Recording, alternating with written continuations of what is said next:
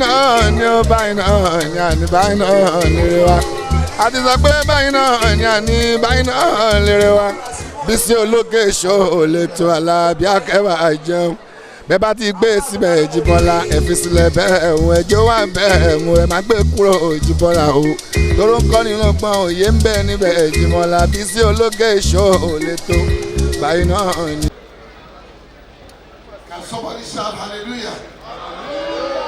The Lord is good all the time. So we're going to call the cake today. That is my assignment. And by the time I spend Jesus, then you cut it.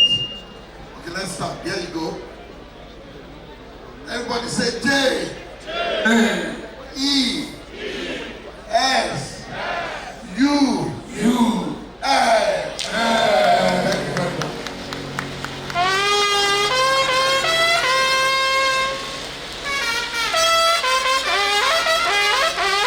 I'd like to invite our fathers, the Ooni of Ife, the Timi of Ede, the Alara of Ilara, the Elemure,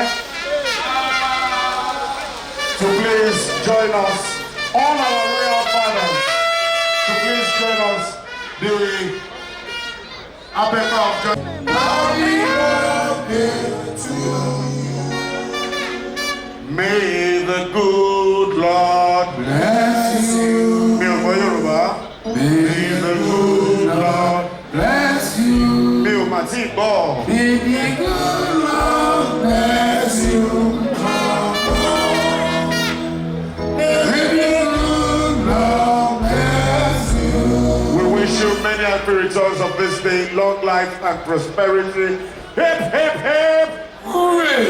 Hip, hip, hip. Hooray! Hip, hip, hip. Ẹ má bínú, there are some people from Abeokuta here. Àwọn náà kígbe kúre kúre kò ń ṣe kúre hooray ni. Hooray, please, hooray. Hip, hip, hip. Hooray! Kábíyèsí, king náà ń ṣe kúre, kúre kọ́ o.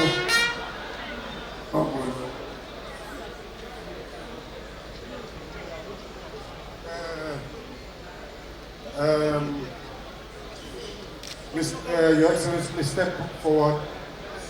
Step forward. You know, just small.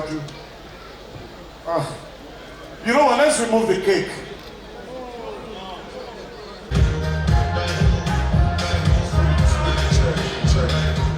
Odo.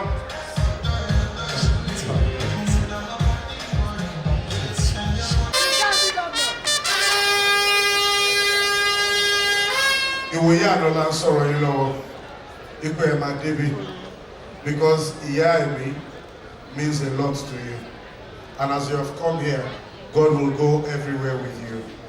As we were walking in, my mother also walked in, the Iyalaje Oodua, Princess Toyin Kolade Ejebami fún ọ ní àtẹ́wọ́.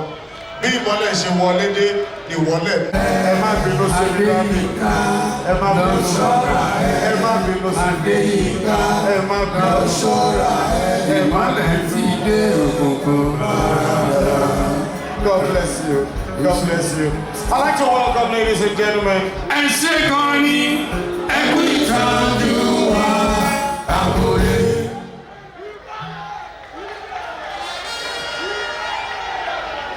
I like to welcome.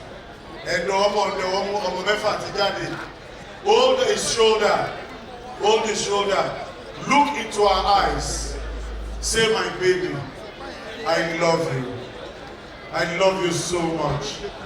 Thank you for 25 years. We will see many more years. Oya, ẹ̀dá bóyá oyin kisa. Ẹ̀dùn fún wa báwo. Yeah! Sister, wọ́n ṣe sister ọ̀kálẹ́sì. Wọ́n ṣe sister brother. Wàhálà. Wọ́n tún wá ní ọ̀kan ṣe birthday late tani. Hold your wife again. Say, my baby, my darling, happy birthday, long life, prosperity.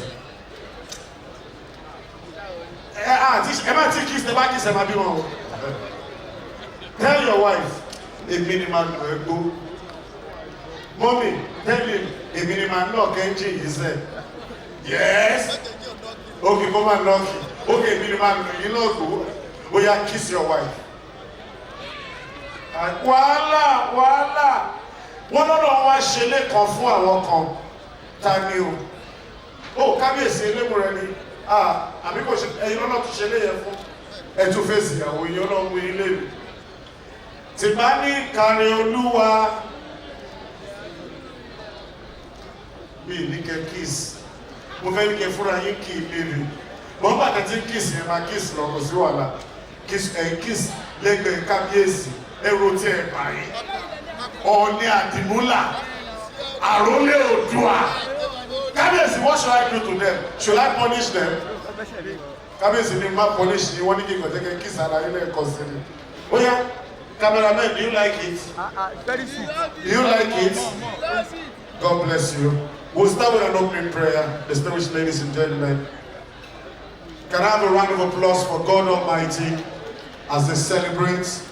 Thanks for watching this video. Please don't forget to click on subscribe button.